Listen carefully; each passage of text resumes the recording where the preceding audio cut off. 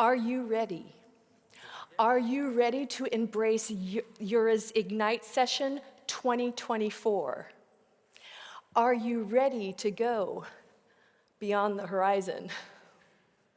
More about the horizon and Ignite in a minute, but first of all, ladies and gentlemen, fellow Ura members, distinguished guests, welcome to Ignite 2024.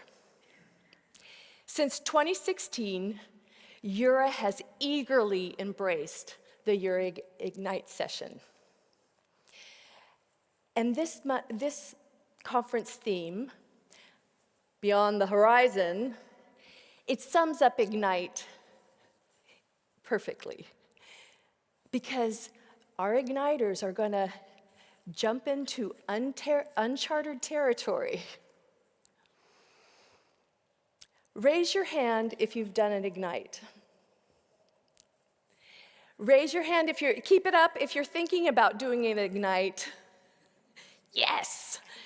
Keep your eyes open in September for the Ura Bulletin when we're going to ask for submissions for Ignite. A little bit about Ignite, for those of you who are less familiar with it. Ignite is a presentation style. The format is 20 slides, and each slide automatically advances every 15 seconds. That means the presenter has exactly 5 minutes to grab your attention and hold it hostage. We have 4 intrepid Ignite presenters today.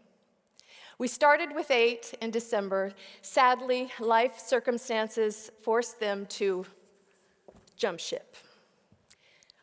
But it's all good. Are you ready? Ura, are you ready? Igniters, are you ready? I'm ready. How do you mop a floor? Our first presenter brings new perspective to that task. The Fluency Corp's founder and CEO is presenting, what is she presenting? Where's her slide? She's presenting why I'm raising my daughter trilingual. Thank you. Please give a warm Ura welcome for Micah Bellieu. How do you mop a room? Is it the same way that I mop it? Maybe. Well, mopping changed my life forever. In 2007, I moved to Campeche, Mexico. And one day, we had to clean the school where I worked. And I saw people mopping in ways I had never seen before. They threw buckets of water on the floor and squeegeed the water out the front door. Over the next few months, I saw people doing things in ways I had never seen before. I saw people paying bills differently, loving differently, having families differently. I didn't understand it all. But after a few months, I said to myself, I saw people paying bills differently, and I thought, I have to rethink everything. The first thing I thought to myself was, why am I doing something so efficiently all the time? I saw people waiting in line to pay their electricity bills, and I said, go home, pay online. But really, people were spending time together. Kids were playing outside, neighbors were chatting. They didn't need to stay home alone on their computers to do these things. People were spending time together. Was it efficient? Absolutely not. But a New York Times article says, efficiency-focused single-mindedness might make things faster, but it is the thief of life's joys. The second thing that I learned is maybe I don't need to be so independent. So when I was 12 years old, I said to my mom, be prepared, at 18, I'm moving out. Now, I don't think it's so wrong to move out at 18, but why did I feel it was so bad to stay? Or shameful even? It's okay to need people and ask for help. It's okay to build dependence on people as well. And the third thing I learned is to be very proud of my mistakes and failures. You see, when I moved to Mexico, I did not speak Spanish.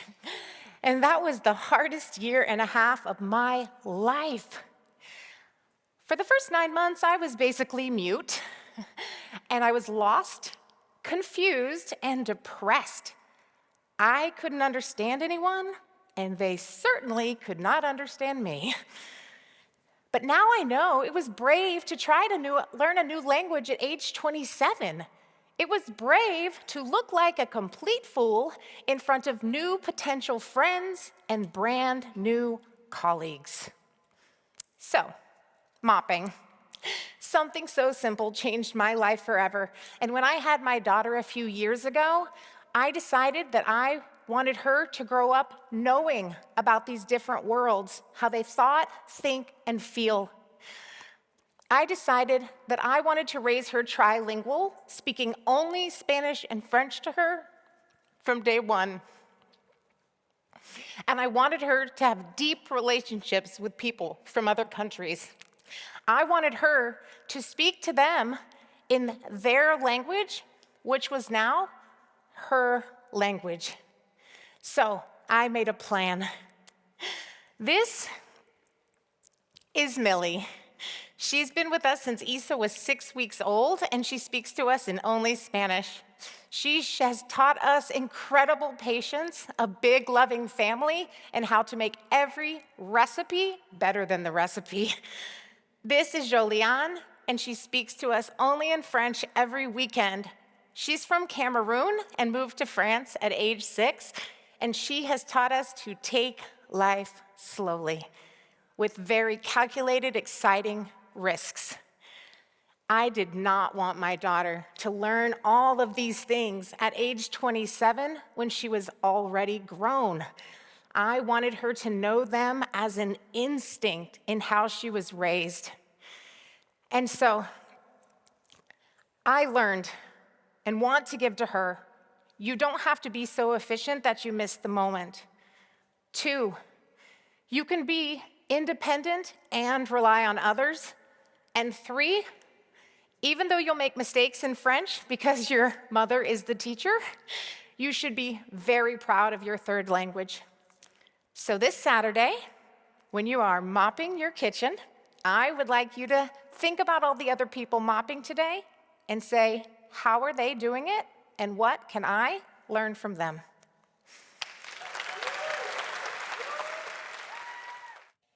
It takes such determination to raise a child like that.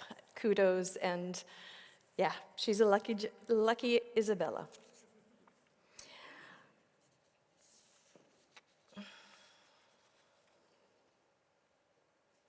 Okay, sorry. How do you balance the human touch with tech? Our second intrepid presenter looks at that balancing act. Here to present the tech conversation is the Senior Vice President of Partner Relationships from Silver Door Apartments. Please give a happy Euro welcome to Alex Neal. I was preparing an award submission last week, and the tool to submit your entry actively encouraged nominees to use ChatGPT to write their answers. 35% of companies worldwide use AI, and 50% intend to use it by the end of the year. $1.85 trillion is anticipated to be spent on AI by 2030. So what are the positives and pitfalls of using technology in a service industry? It's a dominant discussion piece, from boardrooms to living rooms, and certainly on this conference. It's an unstoppable conversation. But some industries are dragging their feet, and it's been highlighted by the emergence of Gen Z, who will represent 27% of the workforce by 2025. Every aspect of their lives has been touched or enhanced by technology. Sometimes I think my children love their Nintendo Switch more than they love me. But my boys rank Rice Krispies above anything else in the world, so there's little understanding them. I digress. Why are we hesitant to embrace this change? Well, implementation is daunting. It's an investment, a heavy investment in time, a costly outlay, and a complex overhaul of our fundamental business practices. It's not surprising that business leaders are resistant, but there's more to it than that, which I'll come back to. Let's talk about the benefits. What benefits does technology bring? 24-hour access to information, tasks pre-completed, simplified, accelerated, volume data rationalized instantaneously. The long-term potential time, labor, and cost savings. We've already seen some of this benefits in our industry. For us, and for you, the ever-present demand for a seamless management of relocation programs across clients' needs globally and locally has been a challenge, and the industry response has been the integration of online tools, providing visibility and control through digitally enhanced traveler experiences. It's streamlining our operations, making them faster, easier, and more efficient. So why the reluctance? Despite conveniences and insights that technology affords, it falls short in replicating the human touch. As the famous phrase goes, people buy from people they know, like, and trust. Emotional intelligence and intuition are pivotal, especially when faced with unexpected disruption. In our world, that's a missed flight connection, or solving the disruptions from the floods in Dubai, or hand-delivering a child's favorite cereal before arrival. Hospitality and personal service are the bedrock of our industry, fostering enduring relationships between suppliers, mobility managers, and assignees or guests alike. So why confine ourselves to labels like tech company or service company? The truth is, we need to be both. So when the computer says no, and when the computer says no, the human can intervene, and when the data needs crunching, the technology can seamlessly dovetail with the human touch. Ultimately, what does the client want? The answer is clear, for me at least. They want the harmonious blend of technology and human service, the best of both, and they're entitled to it. They're paying the bills after all. The advancement of AI empowers us to automate mundane processes and reimagine the human element of service. More time to help people. By freeing our teams from administrative burdens, we enable them to excel in offering authentic, human-centric service. A combination of technology and human interaction is essential for a truly exceptional guest experience. For all the talk of streamlining, the most important attribute remains our service. Technology solutions provide 24-hour, instantly accessible information and communication, but it's the Rice Krispies and the welcome pack that make the kids jump for joy when they walk through the door for the first time. Whilst we must embrace technology to propel ourselves forward, genuine human interaction remains irreplaceable.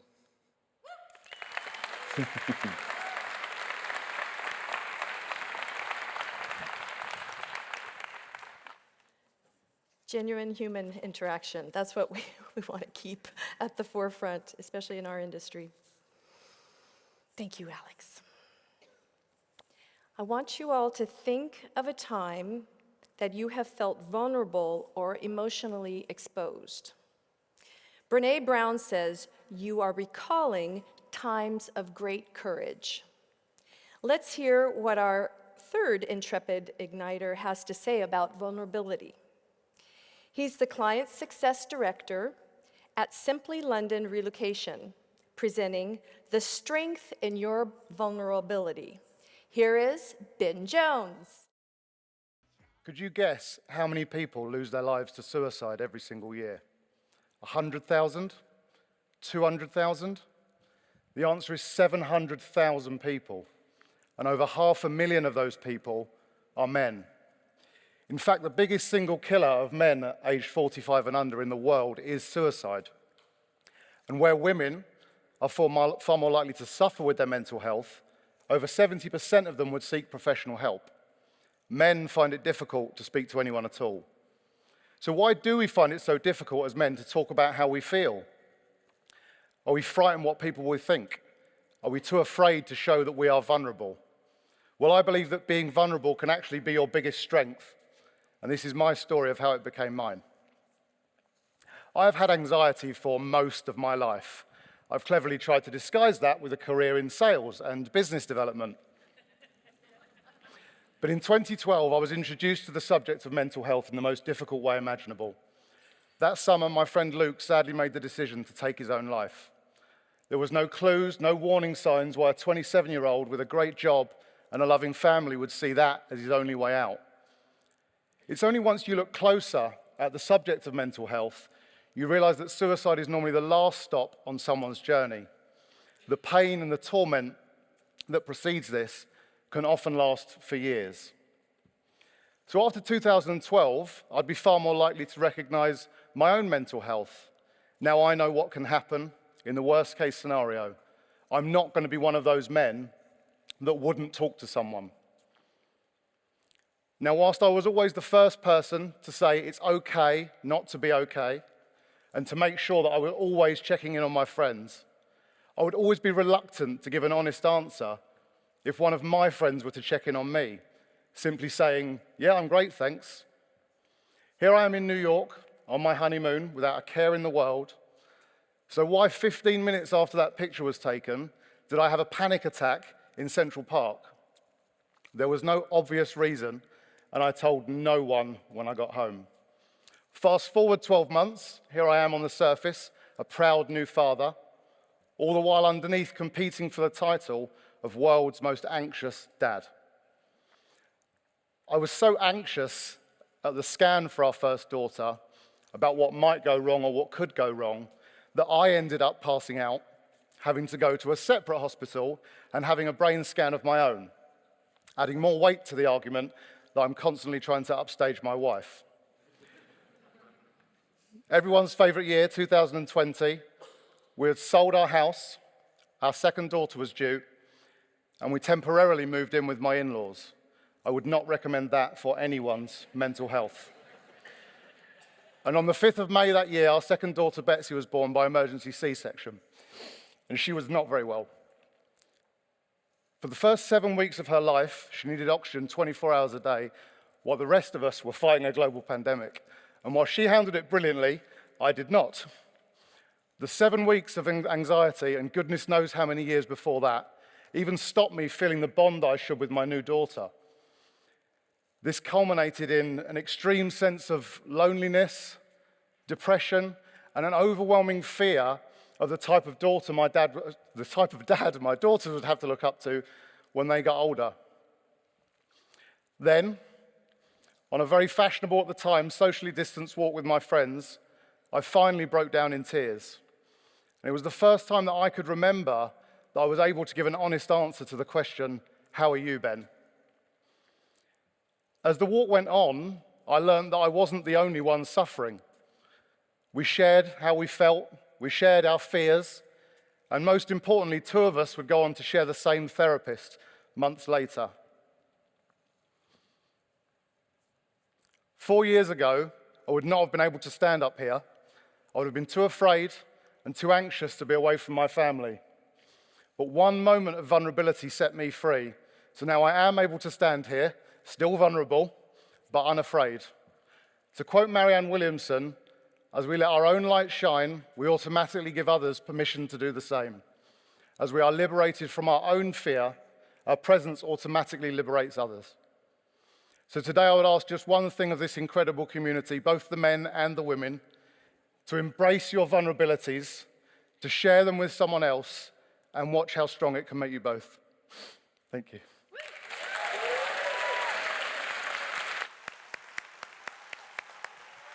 Thank you for sharing your story, Ben. and embracing vulnerability, it's courage in disguise. Our final speaker is used to being behind the scenes. He and his team power our conference. Sorry, too many papers. He understands the phrase, "the show must go on." When some of our original Igniters were unable to attend at the last moment, this gentleman rose to the Ignite challenge, stepped up to the Euroboat, and he's here to present the world of live events. The owner of Missing Link, please welcome Michael Wehrmark to the Eurostage. Why am I here? The show must go on.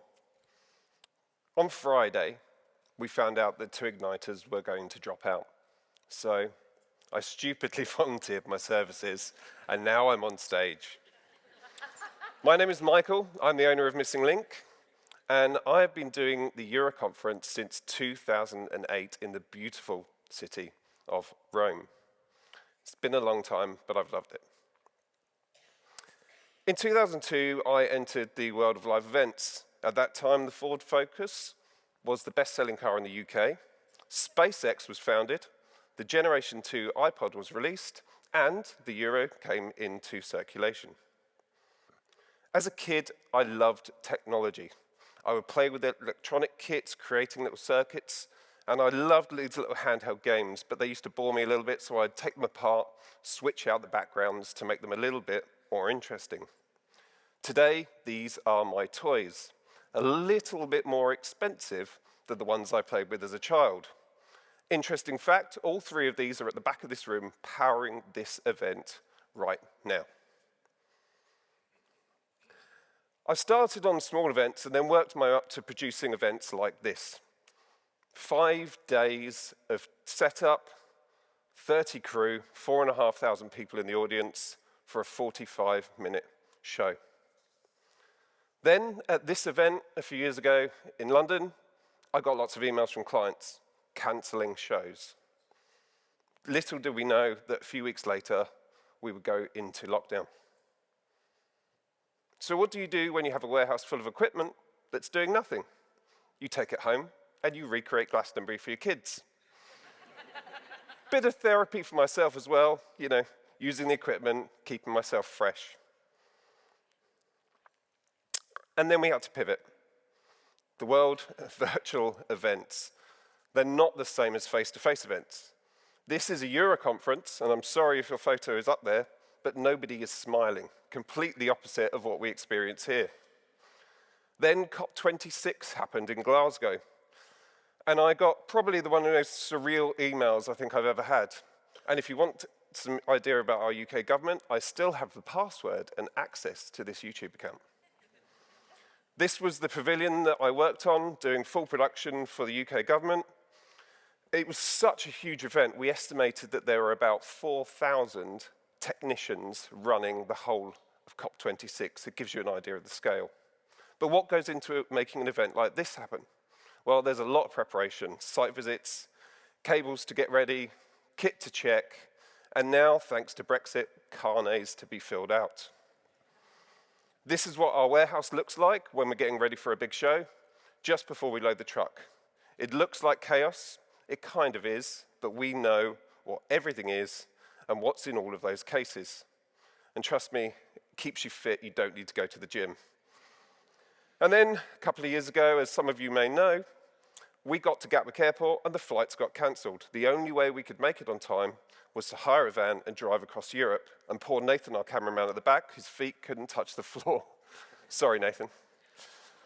On our journey down, we were trying to work out how long it would take us to set up.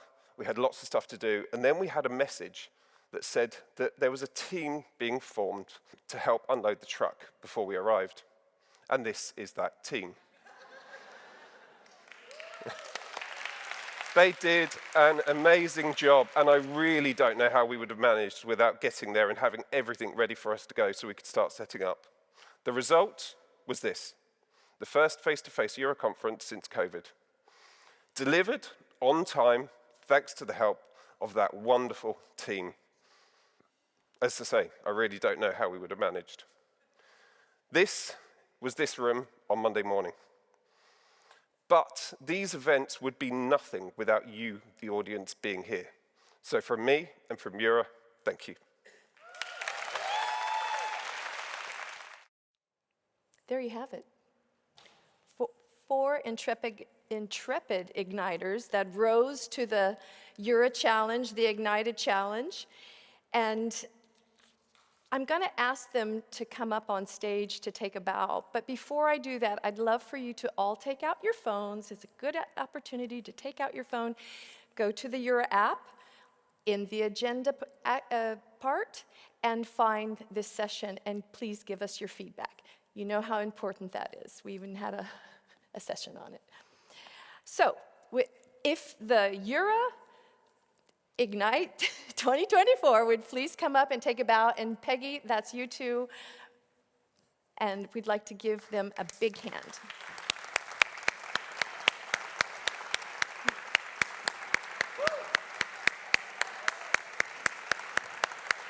Oh, sorry.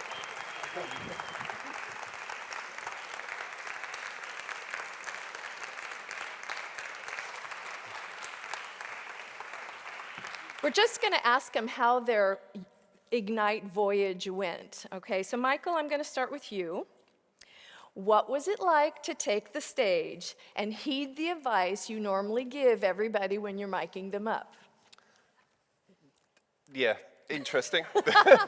I've been doing this job for 22 years now, and my job is to make sure that everybody has a great time on stage. So you have to calm people down. You have to make sure they don't worry about the tech. And I have to say, this being this side of the stage, it's not fun for me. I like being back there. I like being in control. So this was different. It was definitely some personal development, yeah. Good. Excellent. Okay, Ben, what was your biggest challenge with Ignite?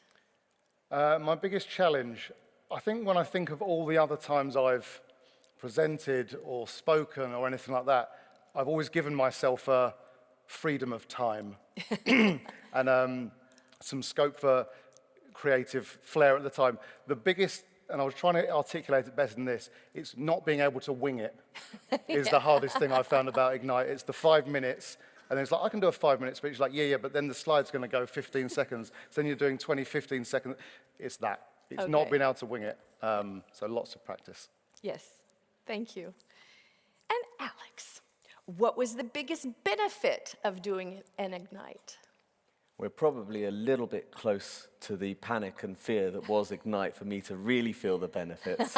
But alongside the same things that Ben said, I think that anyone in the corporate housing industry is probably bored of hearing me speak and seeing my face, because I do a few of these things, but they're always on the fly, things you know, and you can talk like this as things come into your head. Yeah. But it's learning how to structure yourself, thin out your point, construct it in a way that makes sense, that captures the audience from the beginning. All of these things I'll take with me and try and use for any public speaking that I do in the future. Excellent, excellent, yes. And Micah, sorry. If you do it again, would you prepare differently? When you do it again, sorry. I was going to disappoint you. If I do this again, what would I prepare differently? Yeah. What would you do differently?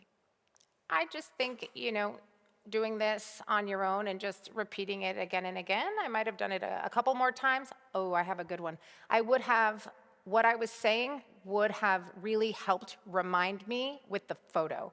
So I would have chosen photos more specifically that would have told me what the next part was. Okay, good Very point, specifically, good because I point. made the photos first, and then some Yeah. could have been more Yeah.